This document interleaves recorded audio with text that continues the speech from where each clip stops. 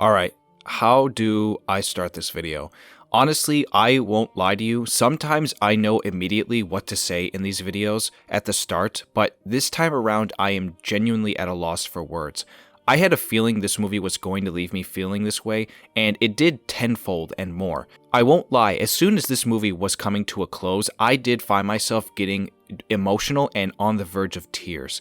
And yes, that's an indication for me to say that this movie is incredible and damn near a masterpiece of film.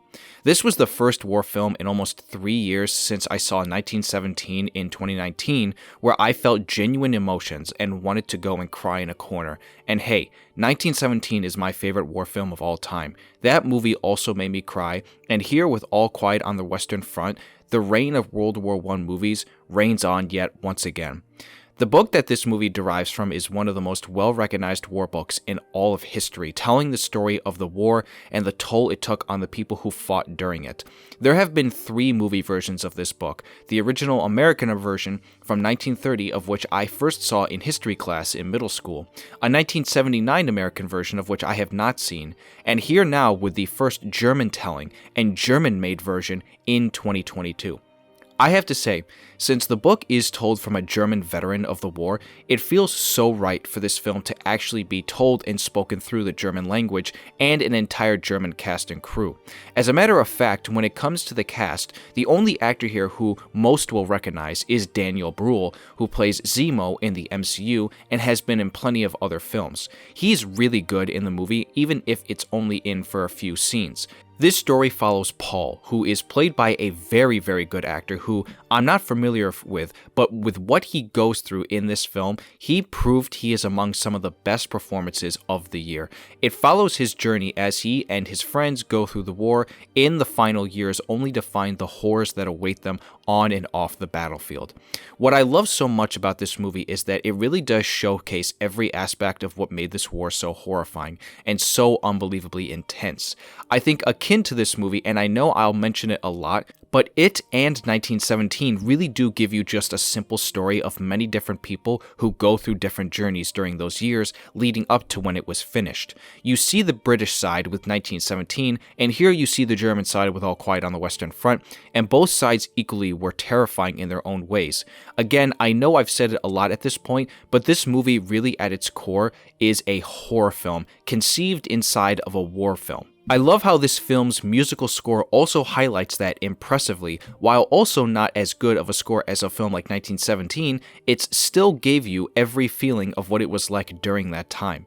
That coupled together with the cinematography, which is immaculate and beautiful, but also horrifying at the same time, showcasing the very practical nature of the war with the mud-ridden trenches and every dirty crack and crevice. I really do love how this movie embraces the practicality while also slightly putting in some CGI in certain places. And make no mistake, this movie does not shy away from showcasing all of those aspects. It is completely filled to the brink with tension, and you never know what's going to happen next, and in some cases that really was what World War I was like. The idea around trench warfare and how it shaped the way we see battles and fighting, and in the end showcased some of the worst death we've ever seen. This movie, while it is not super hyper violent, does go to show how bad it can get. There are so many different scenes showcasing the different types of grisly imagery and types of death that you would see on the battlefield, from people getting burned alive by French flamethrowers, German soldiers being gunned down aggressively by the French tanks, and even to a scene where yes, somebody does get run over by a tank. It wouldn't be a war film if somebody wasn't getting their body crushed by a tank.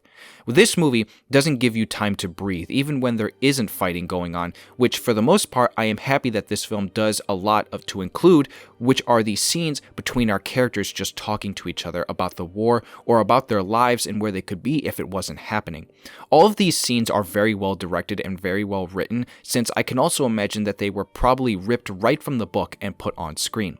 World War I, in my opinion, I think of the modern wars that we've gotten from the 20th century up till now, is in my opinion opinion, the least explored, and understandably so. The reason that is probably because of the fact that it is a lot harder to tell those stories now, since so many who did fight and serve in that time are now gone. We get books like All Quiet on the Western Front that tell such a story and have the ability to do so because they were written in text. When you look at a film like 1917, that was not based on any one particular true story, but only a commemoration film because of the director Sam Mendes, whose great-grandfather served in that war.